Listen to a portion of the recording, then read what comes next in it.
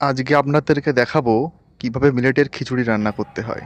এখানে সমস্ত পনির, তারপরে বিনস এবং গাজর, ফুলকপি, সয়াবিন সিদ্ধ করে রাখা আছে। আর আছে মিলেট এবং ডাল মিশিয়ে ভিজিয়ে রাখা। প্রথমে প্রেসার কুকারটা গরম করে একটু তেল দিয়ে দিলাম। তারপর দেওয়া হলো ফোড়নে তেজপাতা এবং জিরে আর একটু হিং। তারপর দেওয়া হলো আদার কুচি, তারপর কাঁচা লঙ্কা চেরা। একটু নাড়াচাড়া করার পর সিদ্ধ করে রাখা ফুলকপি। পুড়ে গেল। তারপর একে একে গাজর, বিনস, নুন দেওয়া হলো, একটু হলুদ দেওয়া হলো, সামান্য একটু কষিয়ে নেওয়ার পরে দেওয়া হলো সেদ্ধ করা সোয়াবিন, তারপর পনির, তারপর একটু নাড়াচাড়া করে ভিজিয়ে রাখা ডাল এবং মিলেটগুলো দিয়ে দেওয়া হলো।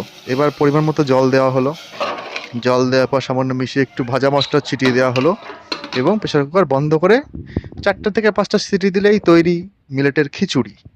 উপর থেকে একটু ঘি ছড়িয়ে দিলাম আর